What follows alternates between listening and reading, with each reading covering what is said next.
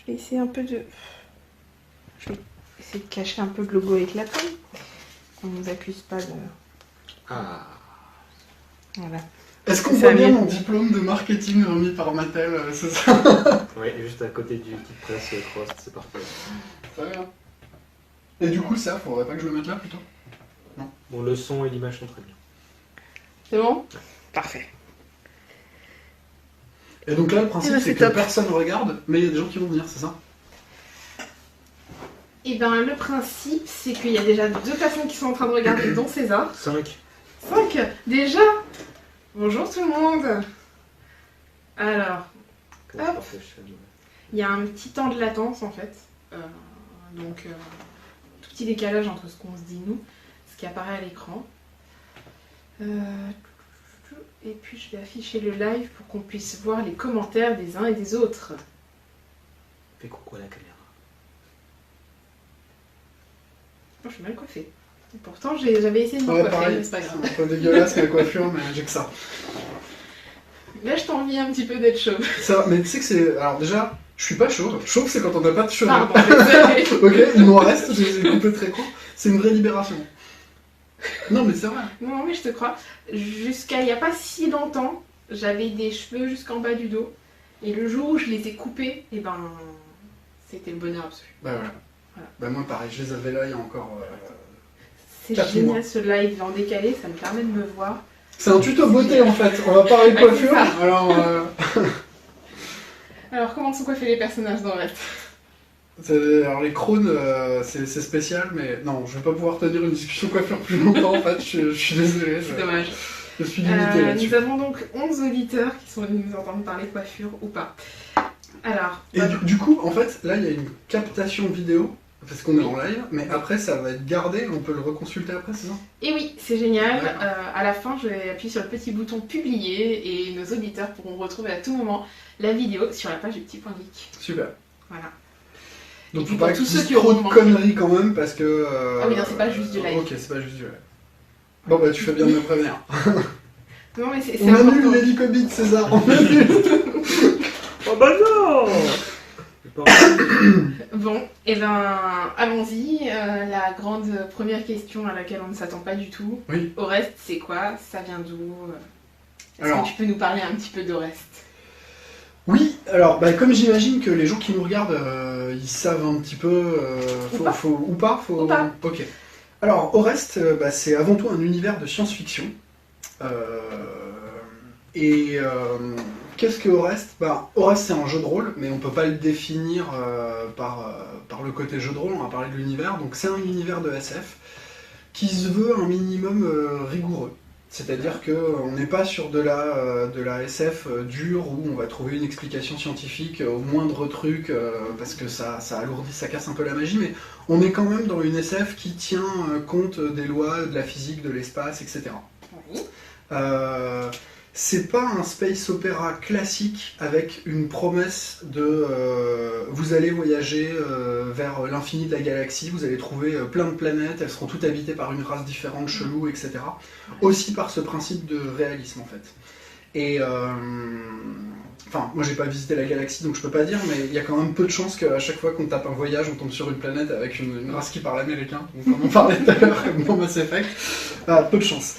Dommage, ce serait drôle. Ça serait... Je sais pas. C'est tout ce qu'on a fait comme Trump et tout. Ah, welcome! Oh merde, on sortait l'arme nucléaire direct. Ah pardon, pas faire de politique. Voilà. Après, les spécificités d'Orest, c'est quoi? Alors, c'est un monde...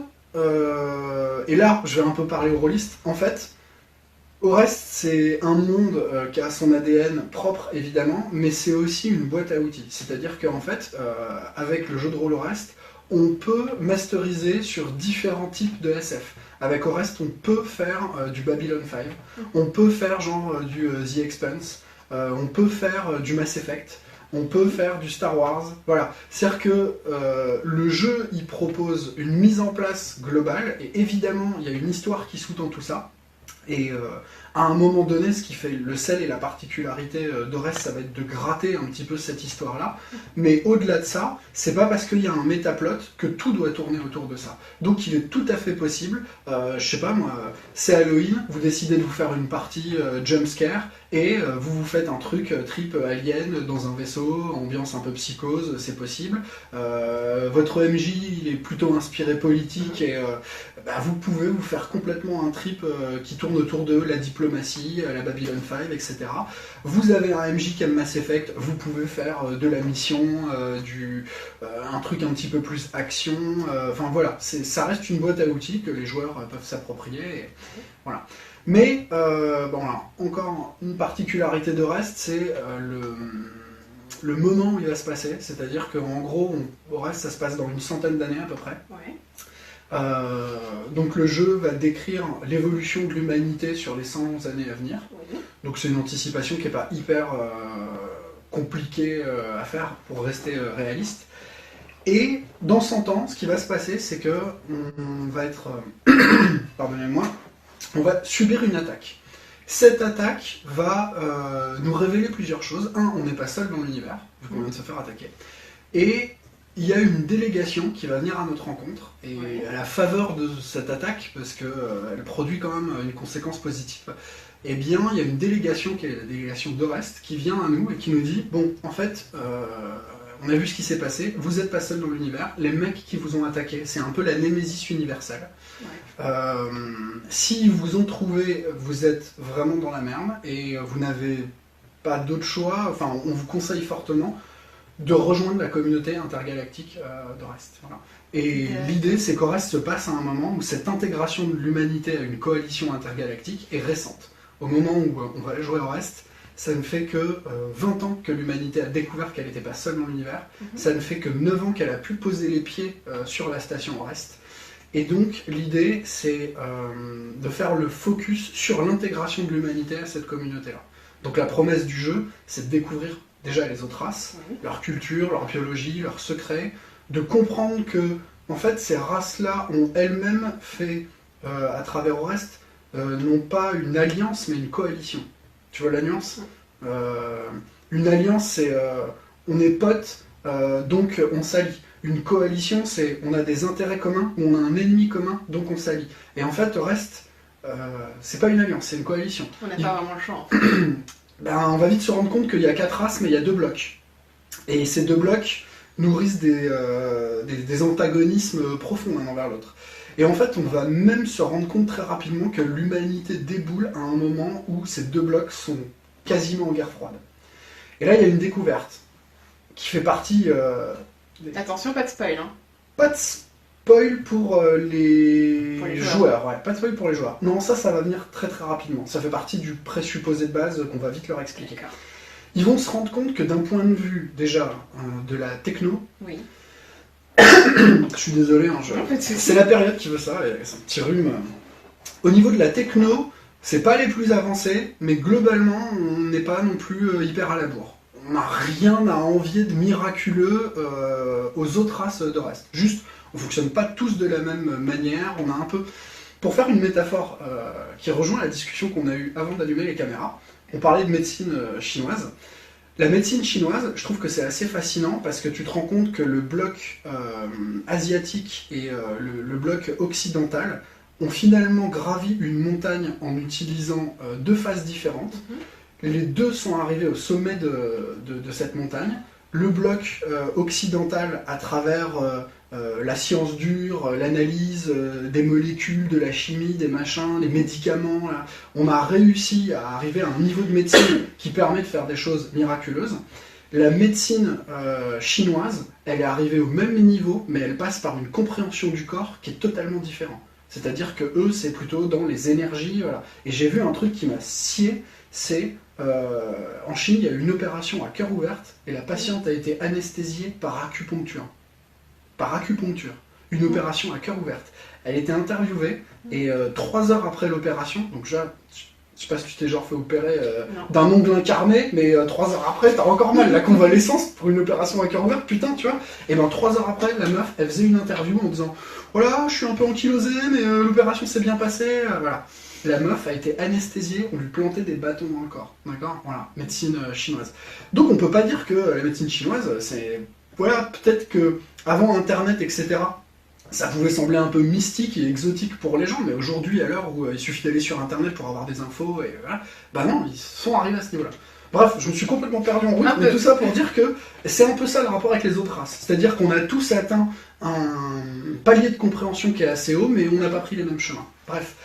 Donc au niveau techno, on est là-dessus. Par contre, au niveau démographique, l'humanité à elle seule représente autant d'individus que deux races composantes de reste amalgamées. C'est-à-dire, en gros, avec notre niveau de démographie et notre niveau de technologie, Oui. à nous seuls, on est aussi lourd que les deux alliances qui en face.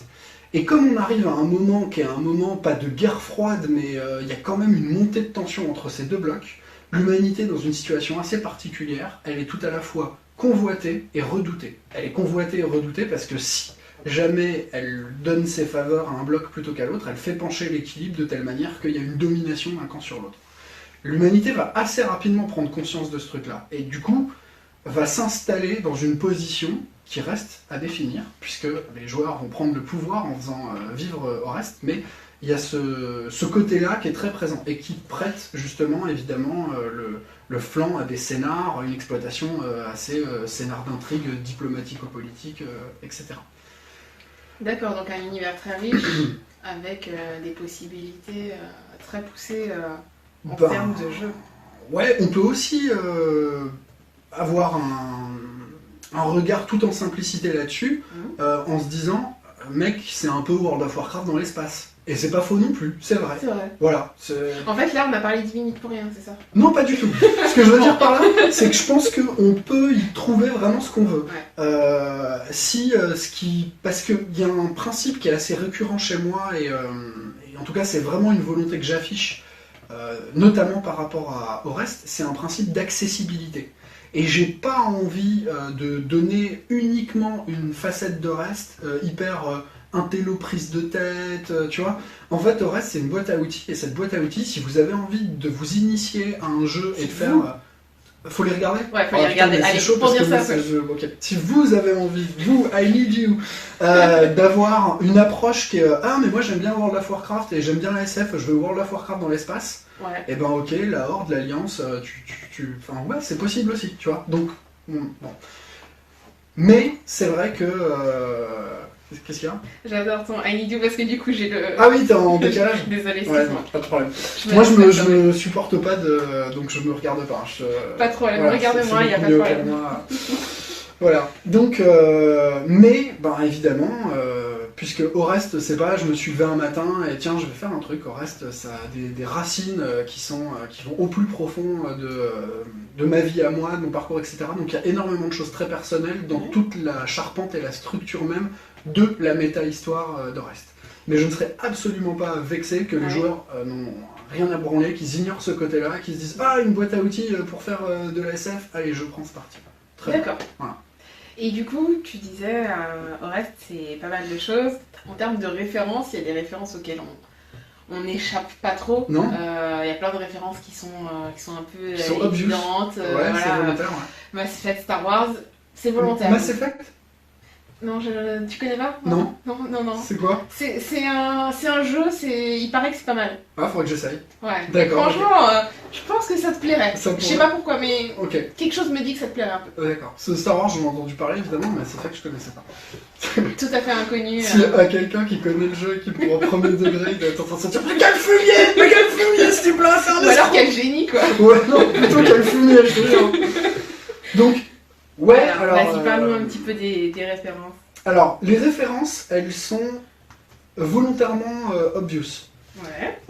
Des références, déjà, il y en a plein. C'est-à-dire que, oui, si on passe par le prisme de l'esthétisme, Mass Effect est une influence que que je ne cherche pas à dissimuler. Il y en a d'autres. En fait, moi, mon objectif, c'était... moi, je suis une sorte d'hybride. Donc, je ne suis pas que rôliste. Je pense que j'ai à peu près tous les défauts, tu vois, de la culture geek. Donc, en plus du jeu de rôle, C'est mal. je fais du jeu de cartes, je fais du jeu vidéo, je fais tout. Voilà. Et l'esthétisme SF qui me plaît, parce que la SF, c'est un genre qui a besoin d'être régulièrement réactualisé selon moi. Tu vois, par exemple, Cyberpunk est un de mes jeux de rôle préférés. Mais quand tu fais une partie de Cyberpunk aujourd'hui et qu'on me dit que le méga ordinateur de la Corpo de la Mort a 4 Go dans son disque dur, tu vois, tu te dis ah putain, ce jeu il est mortel, mais il a quand même été écrit il y a 20 ans et ça se sent. Donc la SF c'est un genre qui a besoin d'être régulièrement réactualisé. Et moi l'esthétisme qui me plaît dans la SF, c'est les codes qui ont été imposés par les productions blockbusters de jeux vidéo de ces dernières années. Et voilà, et quand je vois du Mass Effect, quand je vois merde, je sais plus comment il s'appelle, Making Divide là, le jeu Cyberpunk, Deus Ex.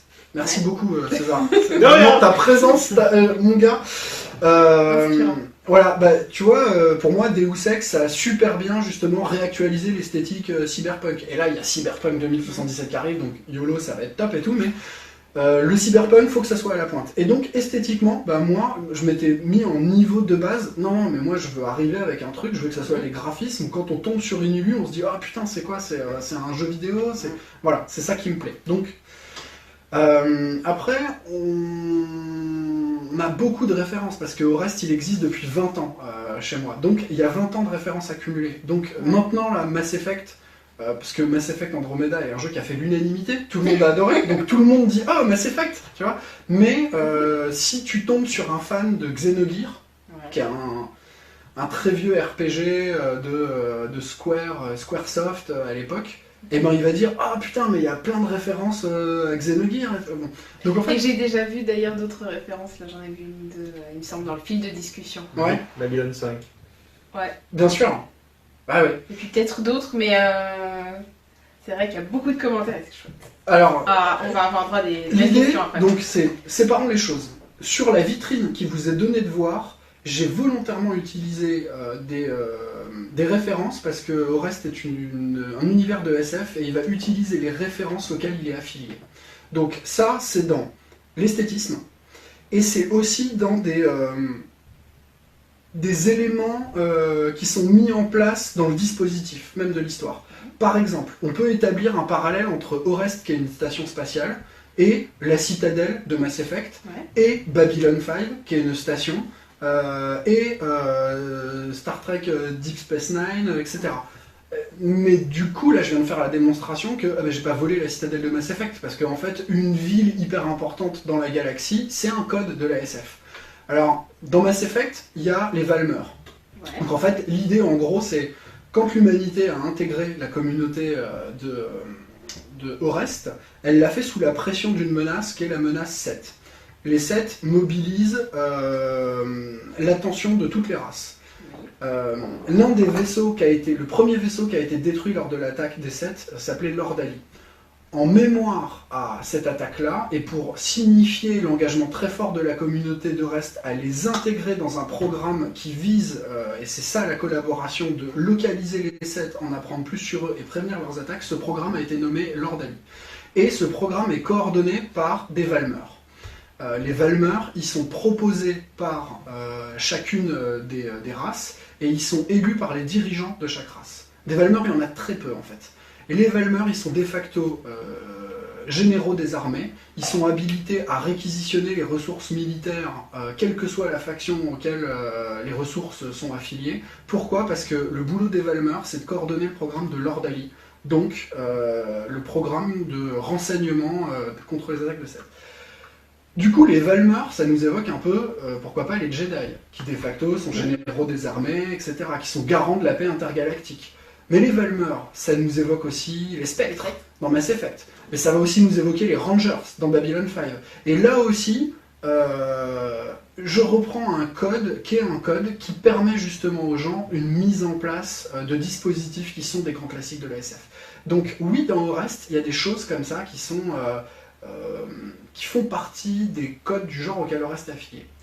Mais par contre, évidemment, il y a aussi toute une architecture et une structure, une mise en place, avec laquelle je vais devoir procéder avec beaucoup de précaution pour l'aborder, parce qu'elle pourrait très rapidement déflorer les secrets, l'intrigue, etc. Mais je le revendique, et on amènera par la suite la preuve quand il n'y aura plus de notion de spoil, mais je pense que Orest propose évidemment son originalité, propose évidemment son ADN qui lui est propre, et voilà. Très bien. Et du coup, je vais avancer un petit peu cette question. Ouais. Pourquoi Orest? Alors, pourquoi ce nom d'Orest? D'après toi? Moi, comme je te l'ai dit, j'y ai tout de suite vu une référence à la mythologie. Ouais. Mais j'ai pas tout de suite fait le lien entre cet univers de science-fiction et l'histoire d'Orest qu'on connaît, l'Odyssée, soit le vengeur à juste titre, soit au contraire le matricide. Alors, déjà, merci.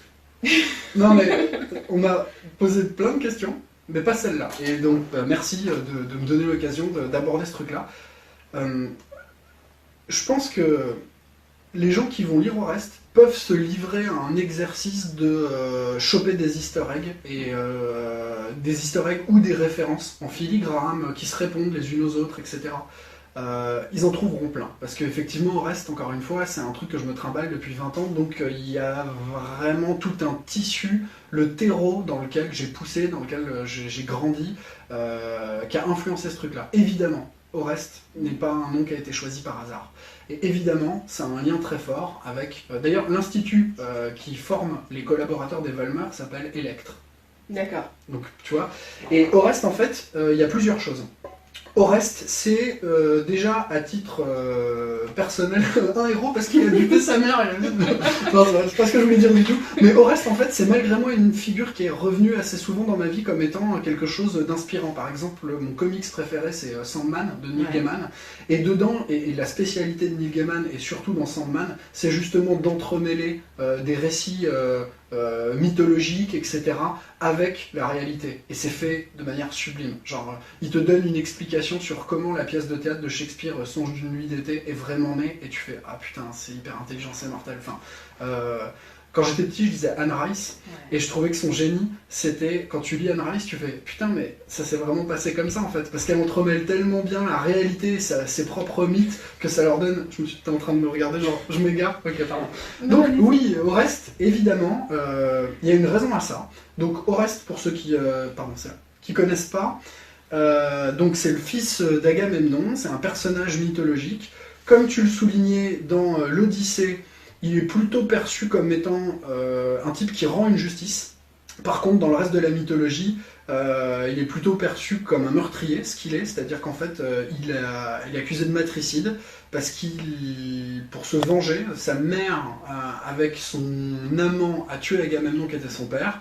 Il part en exil, il fomente une vengeance, il met dans le coup Electre, qui est sa sœur, et donc il tue sa mère. Et après, pour ça, il reçoit une punition. Cette punition, c'est qu'il va être poursuivi par une entité qui porte différents noms. Je crois qu'on les appelle les Furies, dans la mythologie romaine, on les appelle les Euménides, et on les appelle également les Érines, il me semble. Bon, selon la mythologie qui s'y rattache, elles ont un nom différent. Mais par contre, c'est une figure que je trouve assez intéressante, parce qu'elle est elle-même porteuse de métaphores. C'est 3 vieilles bonnes femmes qui te condamnent à mort et qui vont appliquer la sanction. Donc c'est une divinité persécutrice. Et en fait, elles ne marchent pas vite. Elles vont me buter, je me mets en marche, quand je te rattrape, t'es mort, d'accord? Alors toi, t'es là, tu fais « Ah putain, je vais aux États-Unis, je vais bouger et tout. » D'accord, mais à un moment, il faut que tu dormes, il faut que tu te reposes. Moi, par contre, non. Jamais. Donc je m'arrête pas, en fait, tu vois. Et tôt ou tard, un jour, je frappe à ta porte et je te bute. Bon, en fait, c'est une allégorie à la mort, quoi. C'est un peu ça, notre vie. On fuit, bon. La grande faucheuse. La grande faucheuse, exactement. Et en fait, ça, mais je ne peux pas le révéler pour no spoil, vis-à-vis des gens qui nous regardent. No spoil.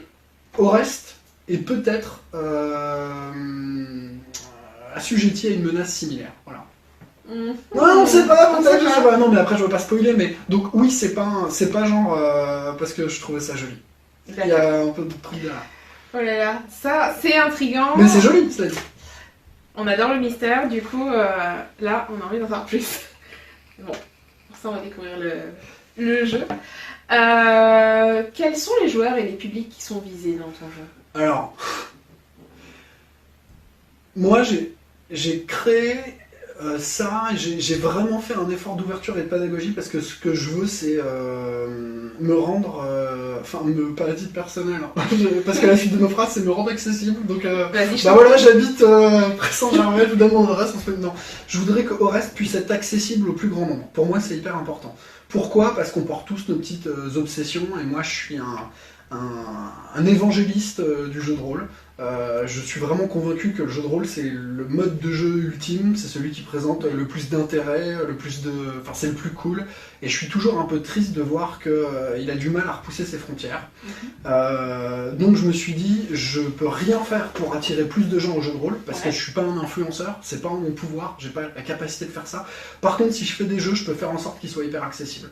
Donc le public en fait, c'est vous aimez la SF? Venez, je vais tout vous expliquer. L'aspect jeu de rôle, genre ah putain c'est compliqué, machin et tout, on va le dédramatiser. Et je vais être très pédagogique et voilà.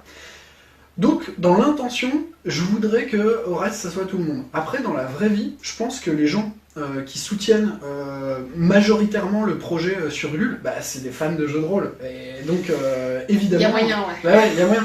Et donc, j'ai aussi eu à cœur de concevoir un jeu qui ne soit pas déceptif pour des fans de jeux de rôle. Mais l'argument de reste, ça sera jamais.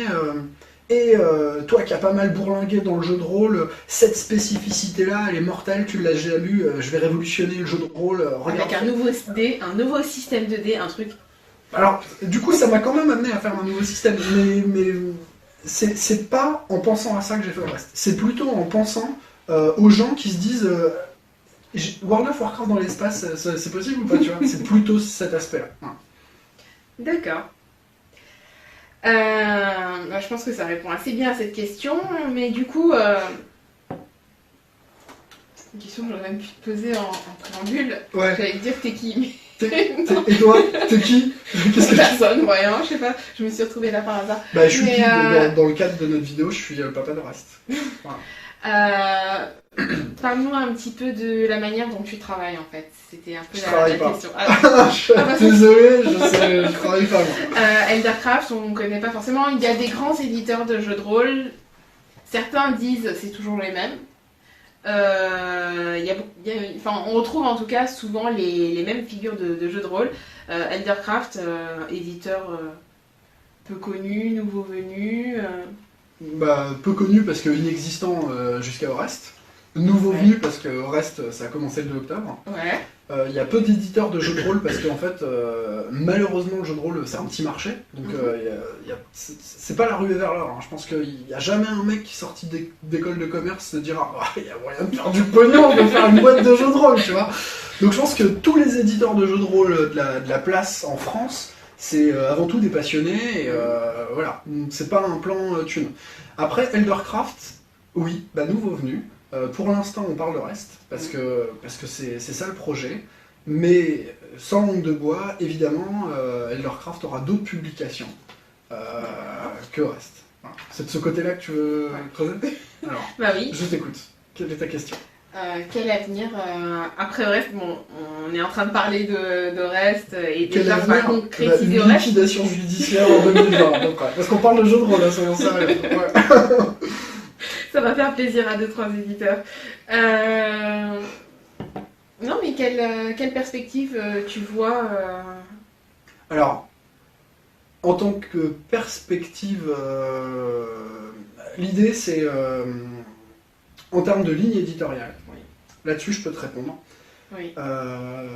Les différents projets qui seront proposés via Eldercraft seront des projets qui n'ont pas tous un lien en termes d'univers, de spécificité. D'ailleurs, il n'y aura pas que du jeu de rôle.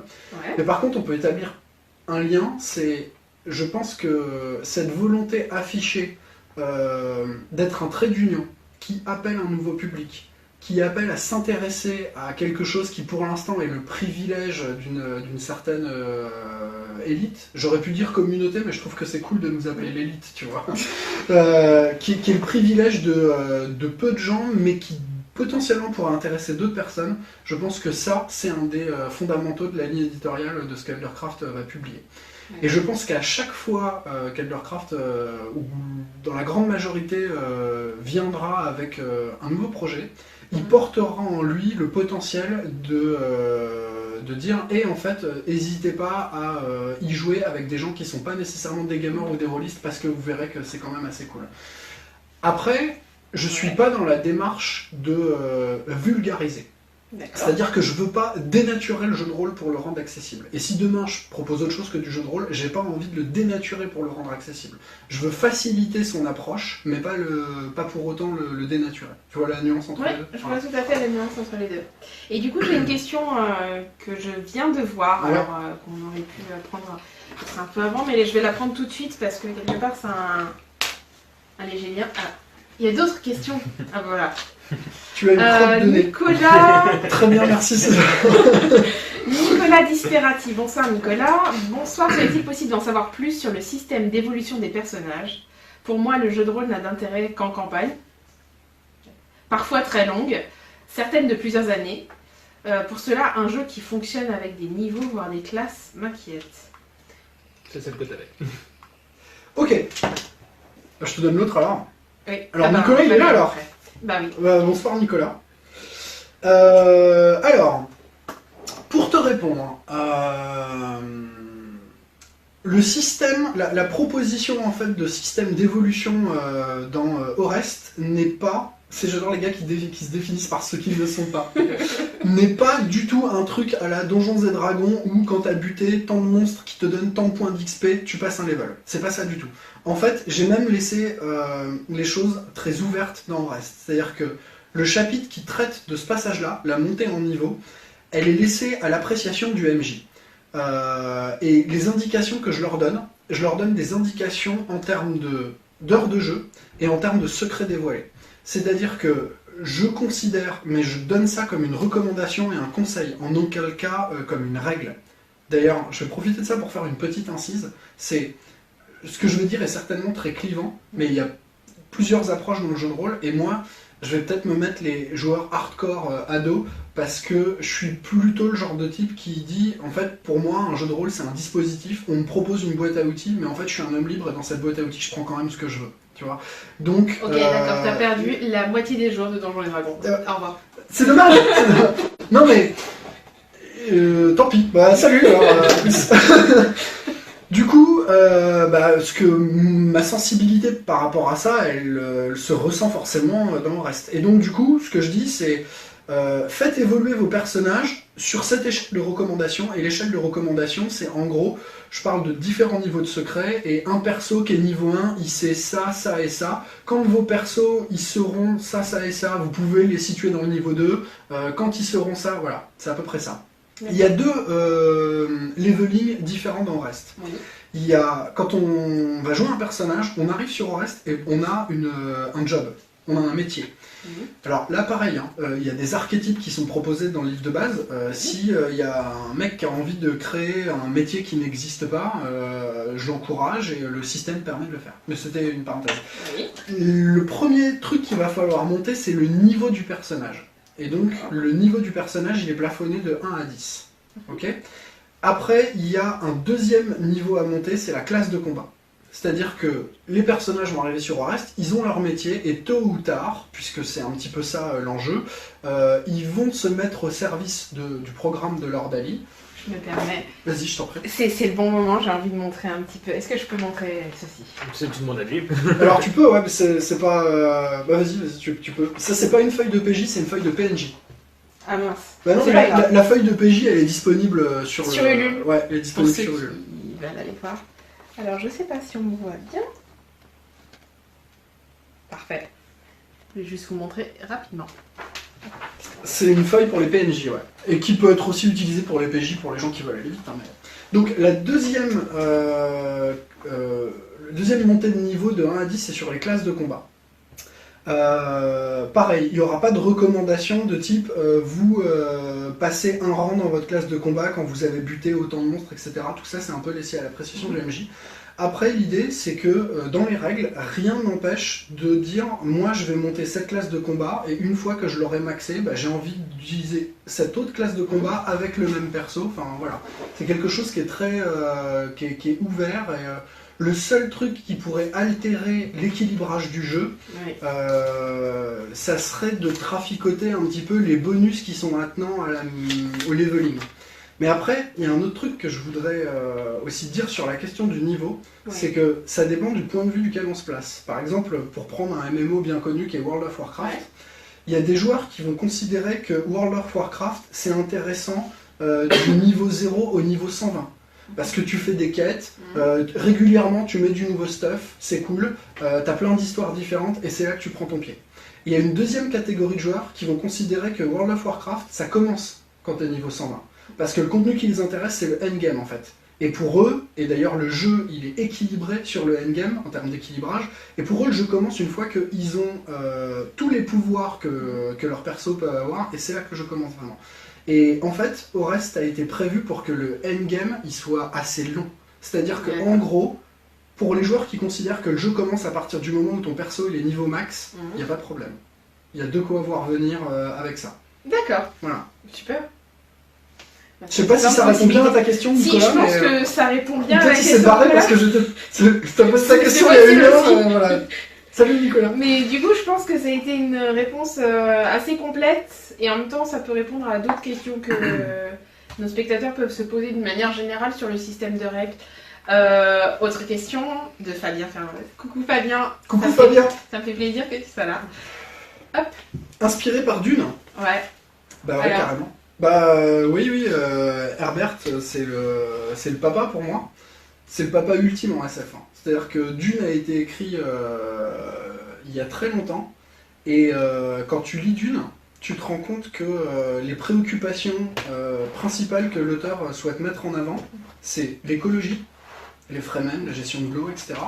L'intelligence artificielle, parce que tout l'univers de Dune est en fait une conséquence du bannissement des intelligences artificielles.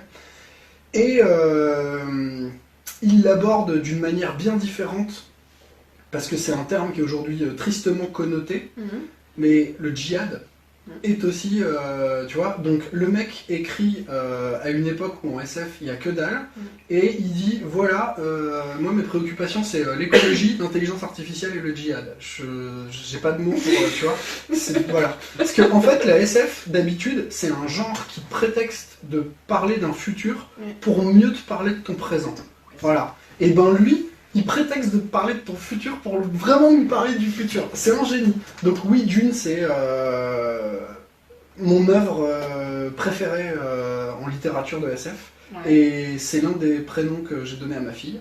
Ça s'appelle Dune. Donc je blague pas avec Dune, moi. Ah oui, d'accord, carrément. Bah, carrément, ouais. Et donc bah oui, il y a du Dune un petit peu dans...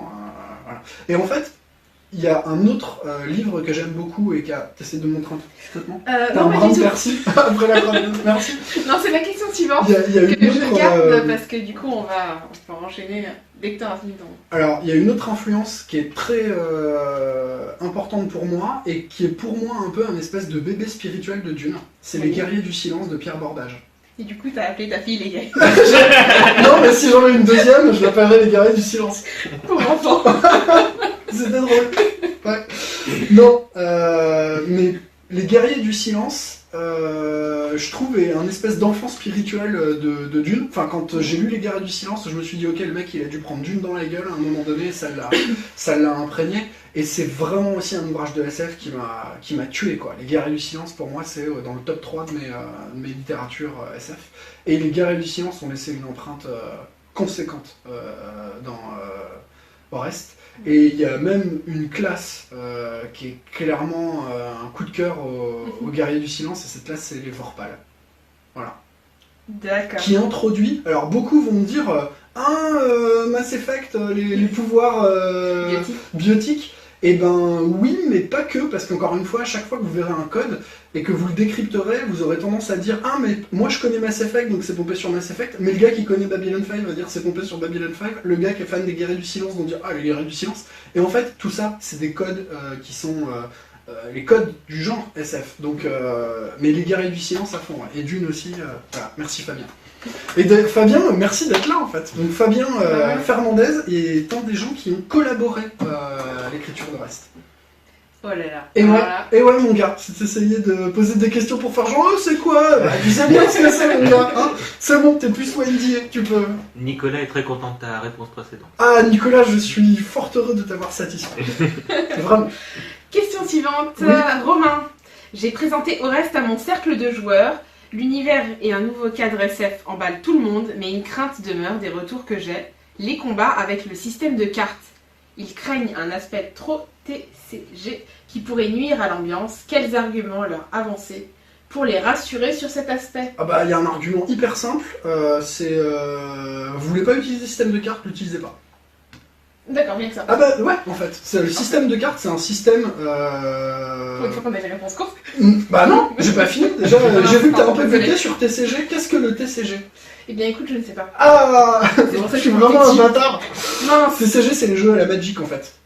Ça veut dire Je savais pas que ça trading s'appelait TCG, Card game. card game. Voilà.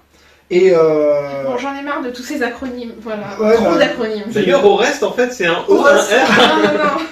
Ne dites pas ça. donc non, franchement, si tes joueurs ils sont pas emballés par le système de cartes, la réponse est hyper simple, c'est l'utilisez pas. C'est-à-dire que au reste, il est parfaitement jouable avec un crayon de papier, une gomme, des dés à l'ancienne.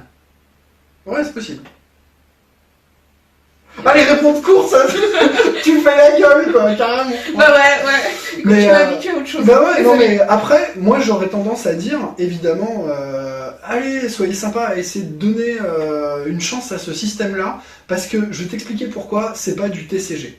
C'est pas du TCG parce que dans tous les TCG, il y a une contrainte, et cette contrainte c'est, tu peux optimiser ton deck, évidemment. D'ailleurs, quand tu joues, le principe même c'est de constituer un deck qui te fait plaisir, donc tu choisis chacune des cartes, etc. Donc ton deck, tu l'as façonné comme tu veux. Ok, mais au moment où tu joues, la règle, c'est tu ne peux jouer que ce que tu pioches. Oui. Donc, quel que soit le TCG, il y a une part d'aléatoire, et cette part d'aléatoire, c'est tu ne peux pas choisir ce que tu pioches. Ça, dans un jeu de rôle, c'est inadmissible. Parce que tu ne peux pas demander à quelqu'un qui est en situation d'interpréter un joueur d'avoir un portefeuille d'actions qui lui est imposé par la pioche de son truc, tu vois. Un joueur, il est en combat, tu lui dis qu'est-ce que tu veux faire, si la réponse c'est franchement, je lui mets un gros coup de pied dans la gueule, tu vois, dans le coccyx, pardon, parce que je sais que ça va être retransmis, donc faut employer que des mots. Tu mets un pointard dans le coccyx, et il peut aussi dire, je lui demande de se rendre avec son arme, et ces actions-là, elles peuvent pas être imposées par la main. Genre, j'ai pas la carte, je lui demande de se rendre, donc je peux... Non, c'est pas possible. Et ça, je l'ai résolu. C'est-à-dire, évidemment, vous pourrez faire exactement ce que vous voulez.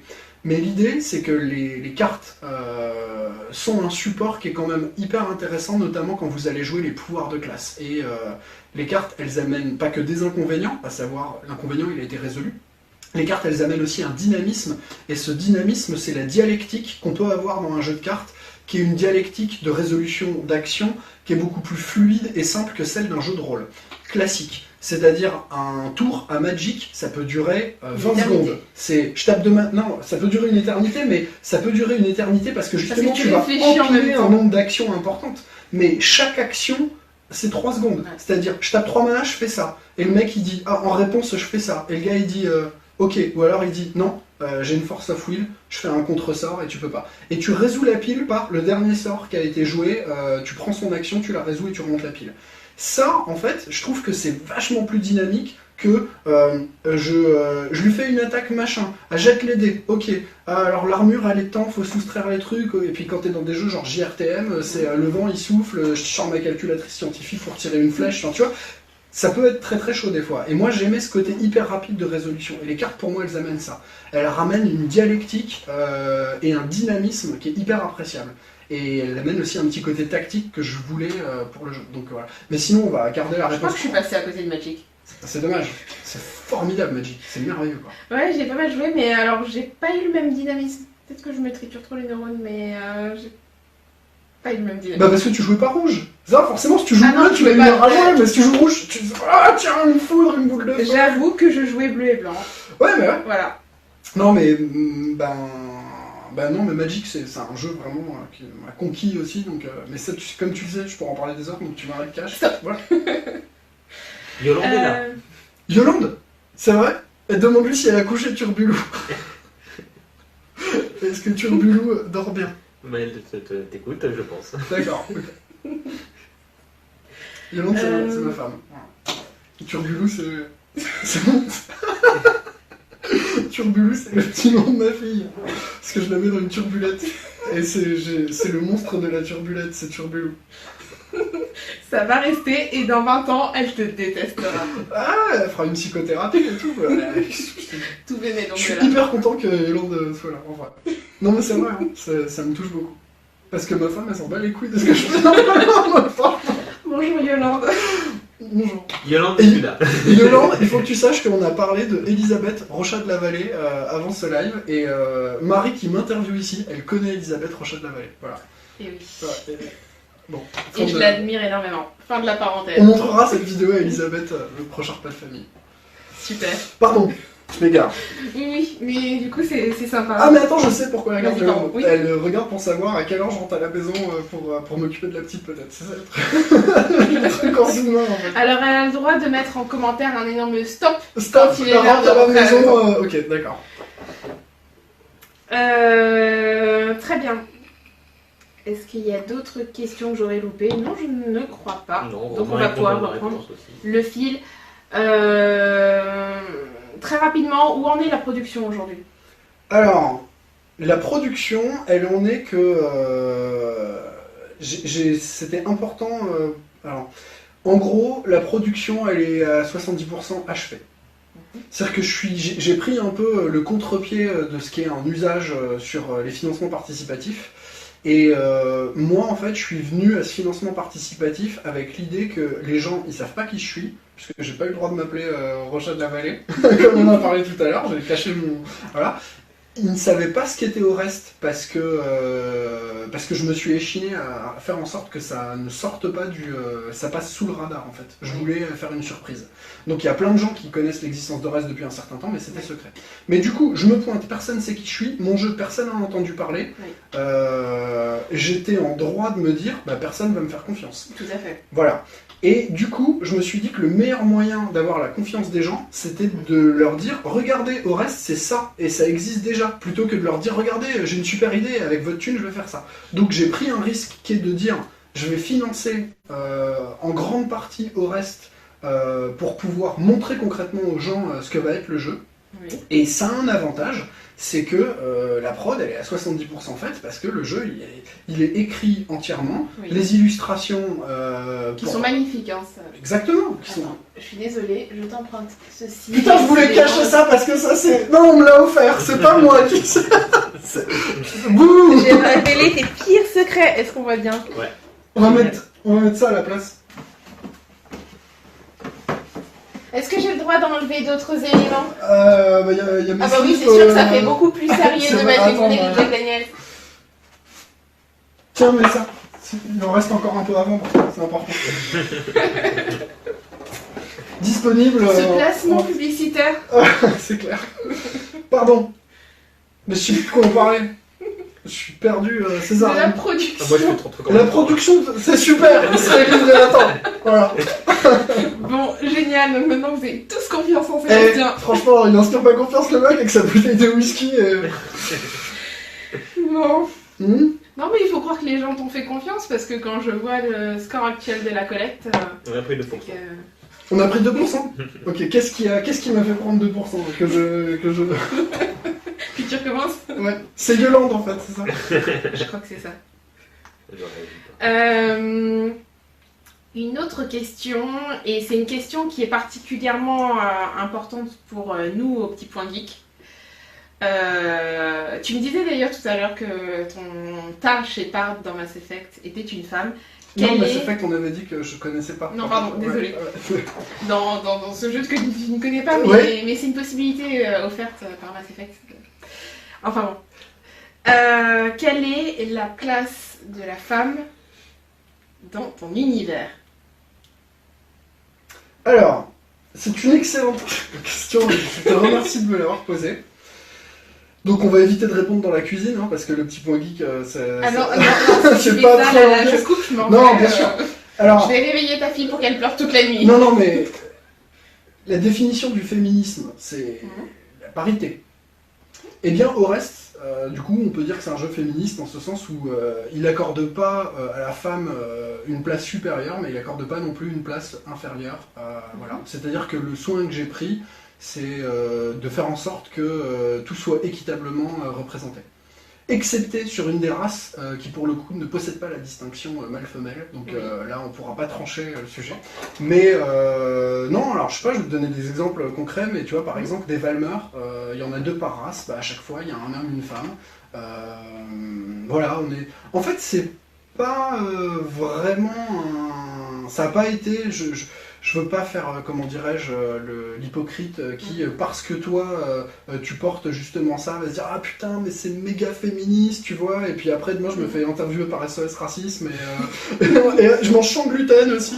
Et d'ailleurs, tiens, SOS Racisme, je serais un peu plus dans la merde pour répondre. Parce que je me suis... Ouais, mais je me suis aperçu, et à tort, que dans les représentations de l'humanité que j'avais fait, je n'avais pas suffisamment insisté sur la diversité. Et ça, je le regrette. On pourrait penser que j'ai fait un jeu pour blanc, tu vois. Dans les figures, j'ai mis une nana qui est une indienne, j'ai mis une nana qui est une asiatique, mais je regrette de ne pas avoir suffisamment poussé les curseurs de la diversité ethnique dans le reste. Voilà. Par contre, au niveau du féminisme, ben... Je suis féministe en ce sens où le féminisme, c'est un combat pour revendiquer une égalité qui n'existe pas aujourd'hui dans la société parce que les grilles de salaire sont pas les mêmes, etc. etc.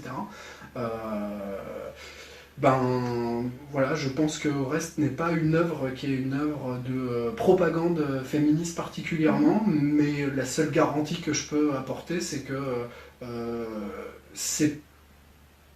J'allais dire... C'est une préoccupation de l'auteur, mais en fait non, même pas, parce que quand on est féministe, on vit dans un monde où on s'est entouré de gens qui ont les mêmes points de vue, on est, voilà, donc ça porte pas spécifiquement sur ce sujet-là, mais je peux te garantir que les femmes ont une représentation équivalente à celle des hommes. Voilà.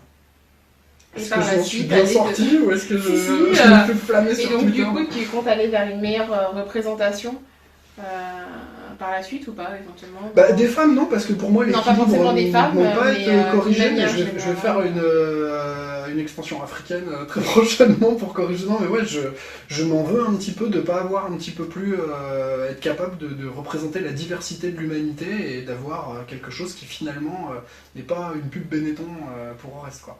Voilà. Et bah, du coup, premier pas, c'est de s'en rendre compte. Ah ouais, non, mais bien sûr. Une question qui a déjà été posée, mais du coup, pas forcément sous cette forme-là. Donc, as-tu une visibilité quant à la suite de la gamme Orest, donc vraiment spécifiquement tournée vers Orest, en termes d'ouvrages supplémentaires? Une campagne, un livre différent dédié pour chaque race ou autres idées?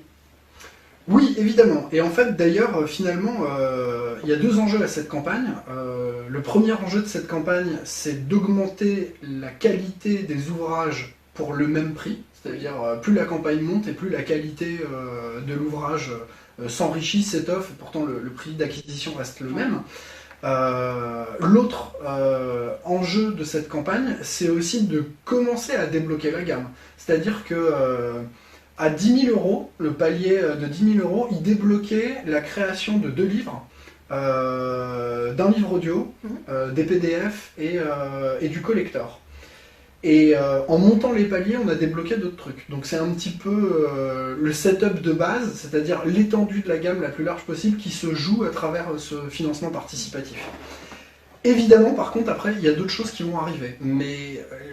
pour être très clair là-dessus, ces autres choses, elles sont aussi déterminées par le succès ou l'échec qui attend au reste dans ces publications.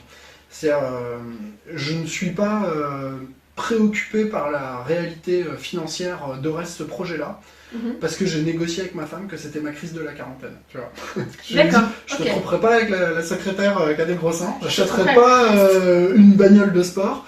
Par contre, mes économies, je vais un peu les utiliser pour financer au reste parce que c'est hyper important que ce truc voit le jour pour moi.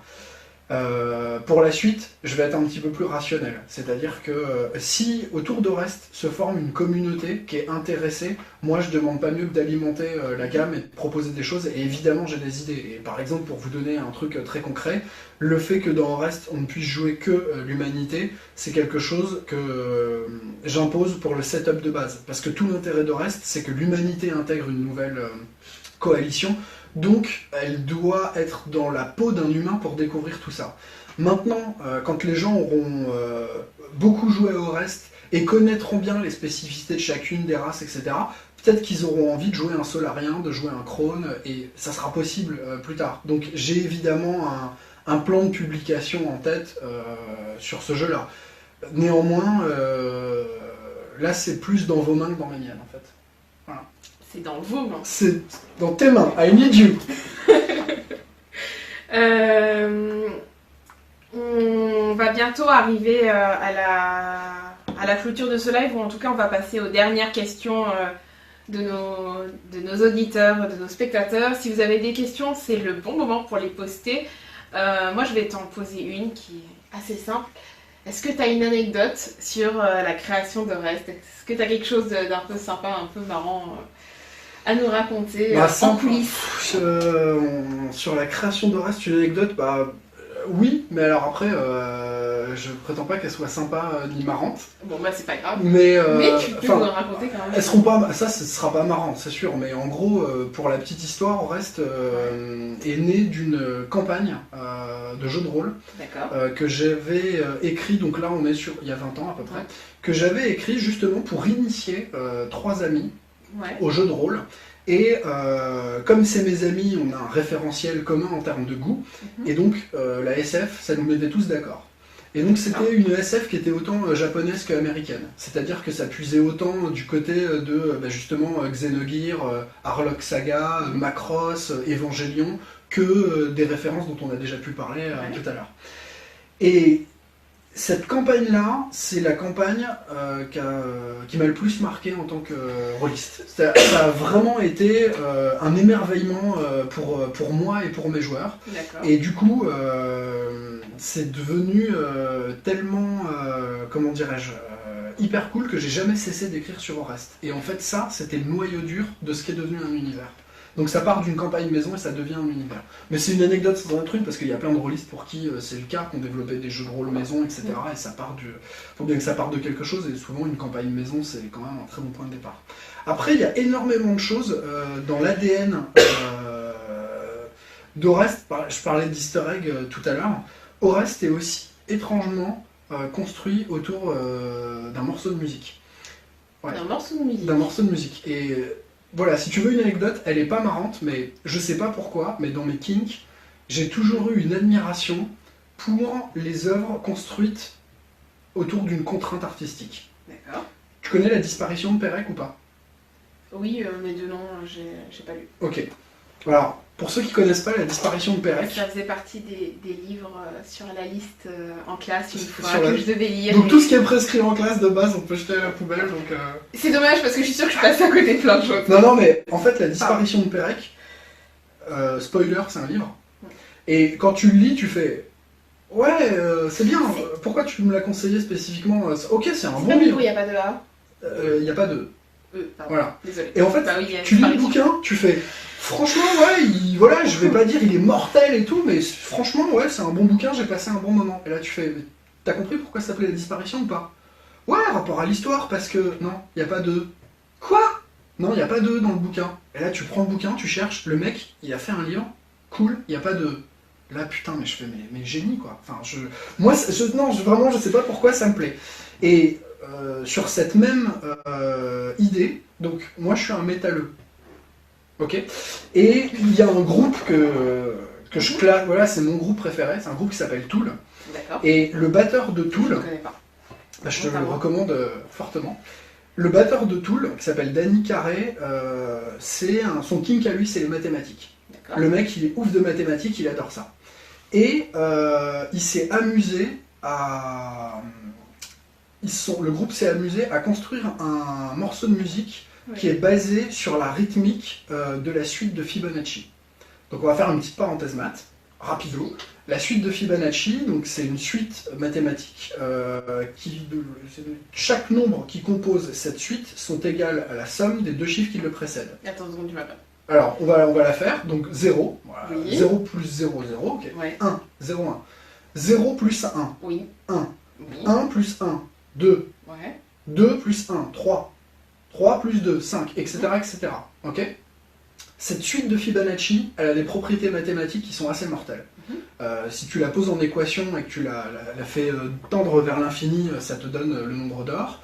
Si tu la poses sur un repère orthonormé, ça te dessine une spirale qui est la spirale que tu retrouves dans la composition du nombre d'or, qui est la spirale que tu retrouves dans tes empreintes digitales, qui est la spirale que tu retrouves à travers la forme d'un coquillage, qui est la spirale que tu retrouves dans la forme d'une galaxie. Et ils ont fait une chanson donc, qui s'appelle Lateralus.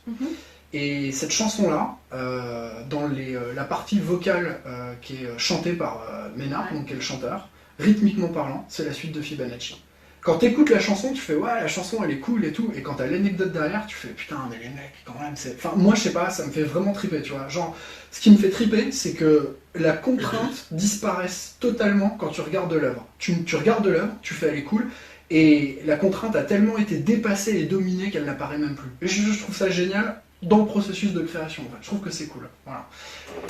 Et du coup, c'est un truc qui est présent en Oreste aussi.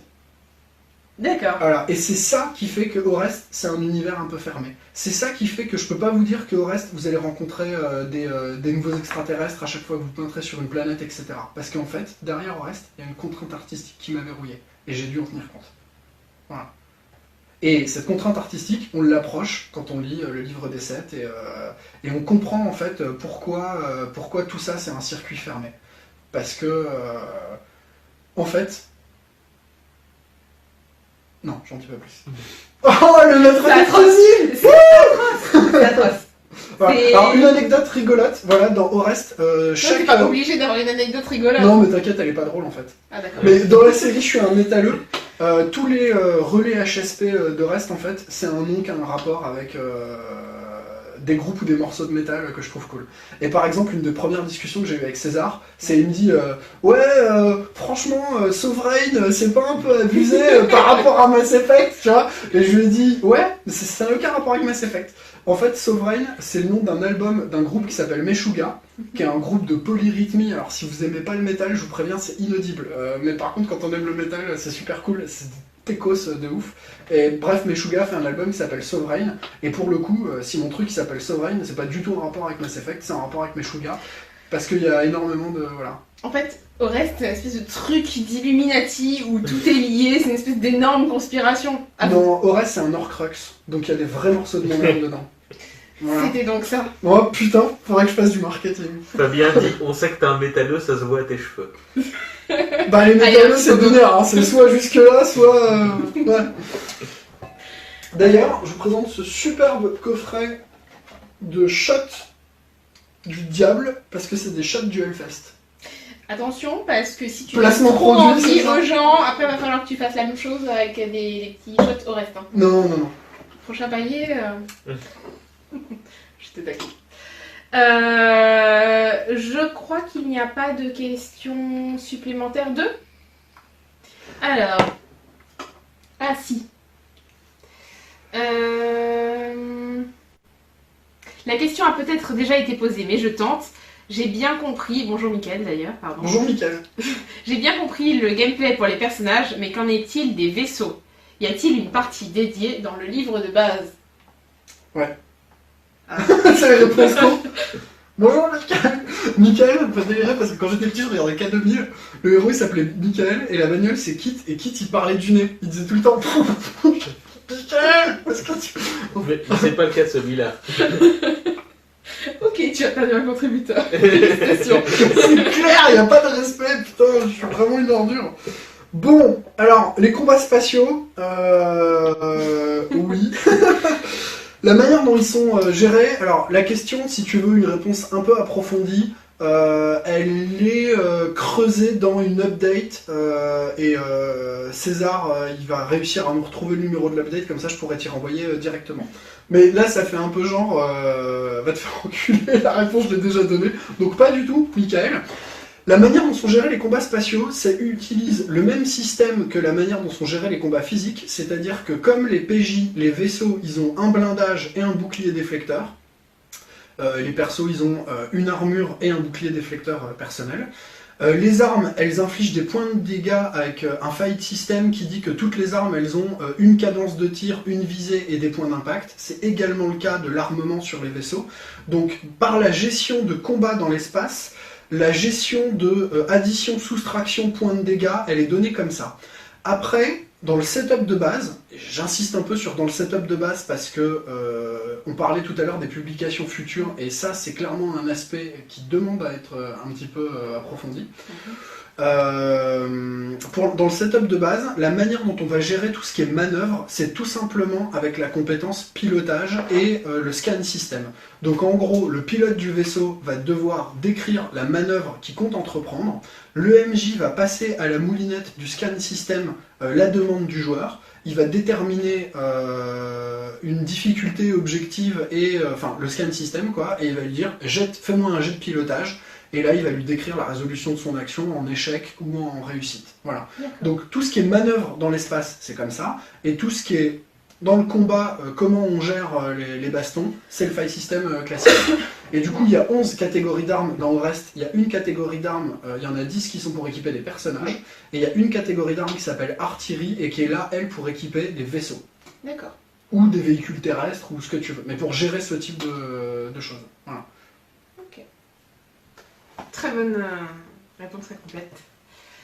Donc au reste, c'est vachement bien pour les métalleux, nous demande Fushben, pardon. Bah, c'est invisible, si t'es pas métalleux, on s'en fout, c'est pas grave. Mais c'est clair que si des métalleux jouent à Orest, il y a des trucs sur lesquels ils vont dire ah. En fait, quand j'étais petit, j'ai lu un manga qui s'appelait Bastard. Et l'auteur, il s'était fait un trip de mettre énormément de trucs de groupes de métal dans Bastard. Et j'avais trouvé ça cool.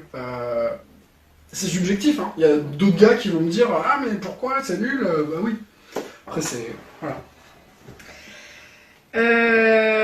Question, quels sont tes groupes de métal préférés qui t'ont inspiré pour écrire au reste? Tu nous en as cité quelques-uns, mais... Alors, Tool, forcément. Mais après, des groupes de métal m'ont pas inspiré pour écrire au reste parce que je suis pas genre de mec qui a une muse, qui est... Trop pas. Moi, je suis pas un écrivain. Mon processus d'écriture, il est purement cérébral, il n'est pas du tout viscéral. Donc pour moi, écrire, c'est aller d'un point A à un point B, c'est soit partir de l'infiniment petit pour l'agrandir, soit partir de l'infiniment grand pour aller dans le détail et le rétrécir. Mais mon écriture, elle est cérébrale. Parce que intellectuel, ça fait un peu pompeux, tu vois, genre moi je suis Lovecraft et tout. Non, mon écriture, elle est assez intellectuelle. Je revendique pas d'inspiration, genre ouais, j'ai ressenti des trucs en écoutant ça, et du coup ça m'a vachement inspiré. Non. Non. Je suis pas comme ça. Voilà. Alors... Mais par contre, si tu me demandes de te faire une playlist de groupes de métal qui déchirent, voilà, avec plaisir. Et d'ailleurs, moi je vais au Hellfest tous les ans, donc si vous voulez qu'on se retrouve au Hellfest cette année, avec grand plaisir. D'ailleurs, je pense qu'il y aura Rammstein cette année, parce qu'ils ont annoncé leur nouvel album, ils sont en train de planifier une tournée, et putain, je croise les doigts, parce que Rammstein en concert... Est-ce qu'il y a un petit hommage à Rammstein dans le reste? Non. Attends, quoique, peut-être. Peut-être, ouais, pour... ouais, peut-être, ouais. Je sais plus, bah putain au reste j'ai commencé à l'écrire à 20 ans donc je sais plus de quoi ça parle moi. Donc il y a prescription Non, ouais, peut-être, ouais, peut-être. Okay. Il est possible qu'il y ait un truc, ouais. Ouais, si en fait c'est sûr. Ah. Ouais. D'accord. Ouais. Bon ben, il va falloir la chercher la référence. Ernst Mikopoulos, des nouvelles quand on fonce pour nos PC. La police, tu sais, c'est lui qui avait proposé de faire une police des alphabets. Les alphabets. Non, pardon. Oui, ça avance. Non, en fait, ça avance pas. En fait, ce que j'avais dit, c'est je sais pas faire, Mais si jamais quelqu'un de la communauté, parce que je sais pas faire, parce que moi je suis un peu une quiche, je suis le genre de gars qui appelle son pote pour qu'on m'installe Skype sur mon PC, tu vois. Je suis vraiment pas doué. Donc ma réponse c'est la suivante, c'est si dans la communauté il y a des gens qui savent faire ce truc-là, moi j'ai aucun problème pour donner toutes les sources. C'est-à-dire que tous les alphabets, c'est des petites images qu'on peut découper. Les gens qui savent faire, ils peuvent peut-être découper les petites images et les mettre dans un truc et après ça fait une police. Moi je suis en mode open source, il n'y a pas de problème. La personne qui veut faire ça, je lui donne tout le matos et elle le fait. Moi perso je sais pas le faire, je sais pas. Je sais pas. Ça répond à ta question ou... Moi, je suis sûre qu'on trouvera une bonne volonté. Bah ouais. Autre question.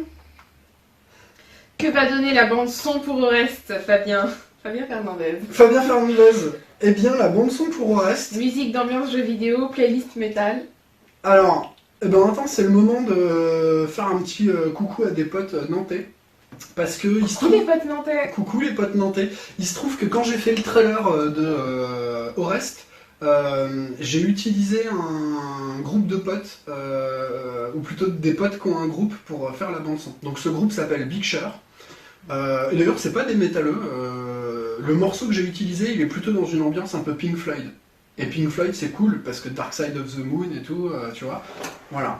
Après la bande son pour jouer au reste, franchement, je sais pas si vous voulez faire un Annie Cordy, c'est pas mal. Tu vois. Non mais en fait les joueurs, voilà. Wagner et la Kelly. Moi je suis vraiment partant du principe qui est de dire mais putain j'impose rien du tout quoi. C'est-à-dire moi j'ai fait un truc qui s'appelle Orest mais demain il vous appartient parce que vous l'achetez, vous faites ce que vous voulez. Donc si vous voulez utiliser Orest pour faire du Babylon 5 en écoutant Annie Cordy, go. Si vous voulez plutôt faire du The Expanse en écoutant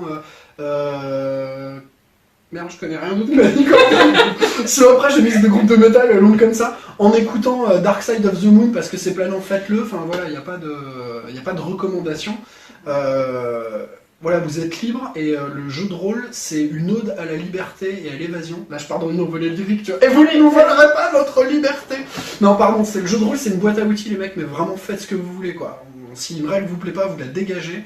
Si vous avez envie de jouer avec la BO de Mass Effect, faites-le et la chanson où tu deviens Spectre, elle est quand même mortelle dans la BO de Mass Effect. Voilà. Belle suggestion. Oui. J'en profite pour dire quelque chose. Je vois la petite réponse au reste. Je peux vous dire qu'on pense à un tel espace de discussion, ce sera un groupe Facebook ou un Discord. Je vote pour Discord. Comme ça, du coup, je leur like. César, est-ce que tu pourras m'installer Discord sur mon PC? Merci. C'est en réponse à quelqu'un qui demandait un espace de discussion. Ouais. C'est bien Discord? C'est bien Discord. Alors j'ai pensé à un truc mortel, je me suis dit qu'on pourrait créer un Discord. Mais ce sera peut-être un groupe Facebook. Hein. Mais ça sera peut-être un groupe Facebook. Hein. Voilà. Merci. Conseiller de courtier de l'ombre. Ah bah d'ailleurs j'ai un mauvais rôle là, merci. On n'a jamais su qui c'était, non? Bah si. Si, le petit Volus de merde là. Ouais. Mais au début je pensais Oui, que puis c'était après, il y a eu Sobrang, un en fait. nouveau courtier de l'ombre. Ouais, C'est ouais. pas forcément. Attention. C'est vrai, c'est vrai. Ça peut être un compliment. Ou pas. Selon le courtier. A-t-on d'autres questions ou pas? Je crois qu'il n'y en a plus. On va pouvoir conclure ce live. Est-ce que tu avais un dernier petit quelque chose Oui, bien sûr. que tu as envie de dire? Oui, donnez-moi votre argent. D'accord. Oui, voilà, c'est... Tout simplement. Oui, donnez-moi votre argent. Donc, C'est pas bien comme conclusion? si, c'est très bien. Yolande, je sais que j'arrive, laisse-moi juste le temps de... Voilà, ce sera De mes deux transplaner. Ouais, ok. C'était nul à chier comme conclusion. Non, mais c'est pas grave. C'était c'est pas sincère, grave. c'est sincère. On aurait pu la faire à la Shepard en mode je dois y aller. Donnez-moi... Mais, Oui, pardon. Bon, voilà, donnez-moi votre argent. mais donnez-moi votre argent, ça va tout à fait, il n'y a pas de problème. Et bien, c'est une belle transition parce que je souhaitais simplement vous rappeler que nous allons poster le lien de la collecte Ulule. Orest est encore en crowdfunding pendant 5 jours, il reste 5 jours pour soutenir Orest. Donc, si vous aimez ce projet, surtout parlez-en autour de vous. Vous croyez en Orest, c'est super. Il y a probablement beaucoup de gens dans votre entourage qui ont envie de s'ouvrir à cet univers. N'hésitez pas à partager autour de vous, donc des partages, des likes. les réseaux sociaux. Des pouces bleus. Pardon. Et donnez votre argent aussi à Non, Sébastien. pour faire une conclusion un peu moins terre à terre. Et c'est l'idée- important quand même de souligner qu'il y Non, a eu c'était un cours. pour la blague parce que en fait on fait quand même tout ça pour avoir plus d'argent, donc je trouvais que c'était sincère de le dire ouvertement. Non, blague à part, en fait l'idée c'est si vous voulez parler de reste et il n'y a pas de souci. En fait vous savez où me trouver. D'ailleurs j'avais à cœur et je l'ai fait de remercier personnellement tous les gens qui ont soutenu Rest. Donc tous les gens qui ont soutenu Rest, je leur ai écrit pour leur dire franchement merci. C'est un canal de discussion qui est ouvert, donc si jamais vous avez envie de me répondre et vous voulez qu'on parle d'un truc ou d'un autre, on n'est pas obligé d'attendre un live Facebook pour que je sois à votre disposition, parce que il se trouve que j'adore parler de Rest, donc je suis ravi d'en parler avec vous. Voilà. T'as une dernière question qui m'a posée. Ah, As-tu prévu de sortir des scénarios en supplément par la suite? bien sûr, bah oui, évidemment. Alors, les scénarios, justement, ça fait partie de l'upgrade qui est donné par la campagne. Donc, on en a déjà débloqué quelques-uns. Dans le livre de base, il y a un scénar d'introduction qui s'appelle Promethea. Oh oui, tout ça est lié au reste Electre, Promethea, évidemment, il y a une logique. Celui-là, il est dans le livre de base. Après, je collabore avec Jean-Baptiste Lulien, donc peut-être vous connaissez, il a beaucoup fait dans le jeu de rôle, il a écrit énormément de campagnes. Il a créé des jeux cool comme AT43, et si vous aimez la SF, peut-être vous connaissez. Il a aimé Zombicide, et si vous avez Internet, peut-être vous connaissez. Voilà, donc on est en train de débloquer des scénarios de Jean-Baptiste Lulien. Et en fait, l'idée c'est que... Tiens, je fais un méga postillon. C'est pas grave, ça Ça n'apparaît fait pas pas sur la vu, hein. caméra. Ça et- n'apparaît pas, bon bah c'est dommage. L'idée c'est que derrière il y a une campagne. Cette campagne vous aurez l'occasion de l'acquérir, mais vous pouvez prendre de l'avance. Plus les paliers montent, plus vous avez des scénarios dans la... Voilà. Prenez de l'avance. Bah ouais, si possible. Ouais. Super. Eh bien écoutez, on espère que ça a répondu à vos questions pour ceux qui les ont posées ce soir. Donc comme Sébastien l'a dit, il est à votre entière disposition. N'hésitez pas à venir le chercher à toute heure du jour et de la nuit si vous avez une question sur le reste. qui vous Voilà. tracasse. Non mais sérieux, franchement, je suis ravi de parler avec vous. Surtout à 3h du matin. Voilà. Voilà. Pas d'insomnie à cause de reste. Merci beaucoup d'avoir été avec nous ce soir.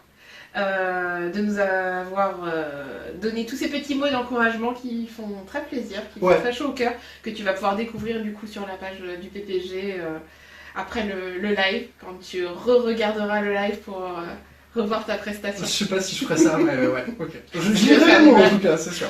Mais en tout cas, voilà, merci à tous. Comme tu le disais, un grand merci à tes contributeurs.